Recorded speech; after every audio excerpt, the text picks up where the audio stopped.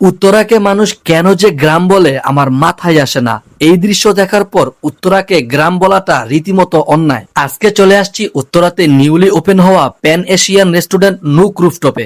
রেস্টুরেন্টটা খুবই সুন্দর, প্রিমিয়াম একটা ফিল দেয়।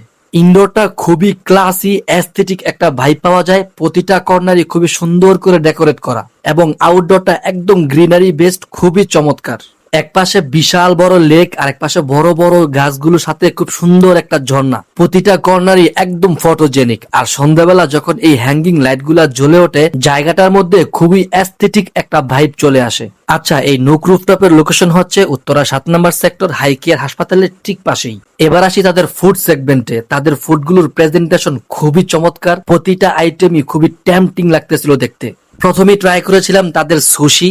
সত্যি কথা বলতে সুশিগুলো খুবই মজার ছিল, আর সাথে ওয়াসাবি দেওয়া ছিল। ওয়াসাবি দিয়ে এই সুশিটা খেতে ভাই এত ঝাঁঝালো ছিল, আমার কাছে অনেক মজা লাগছে এই সুশিটা। তারপরে ট্রাই করেছিলাম চিকেন ডাম্পলিংস। এটা সাইজটাও বেশ বড় ছিল, একদম স্টাফিং এ ভরপুর ছিল।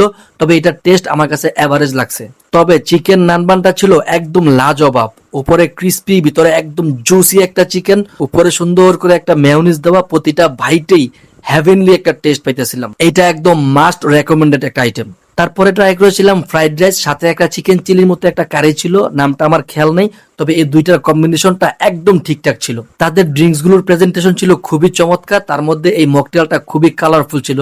তবে টেস্ট আমার কাছে এভারেজ লাগছে। তবে এই পাইনঅ্যাপেল জুসটা আমার কাছে খুবই রিফ্রেশিং লাগছে এবং এই চকলেট মিল্কশেকটাও আমার কাছে একদম ঠিকঠাক লাগছে। ওভারঅল সবকিছু মিলিয়ে তাদের ফুড সেগমেন্টটা আমার কাছে বেস্ট ইন্টারেস্টিং লাগছে। সো আপনারা যারা সুন্দর সুন্দর ছবি তুলতে চান, সাথে ভালো ফুড এনজয় করতে চান, তারা কিন্তু ডেফিনেটলি এই নুক রুফটপে ভিজিট করতে পারেন।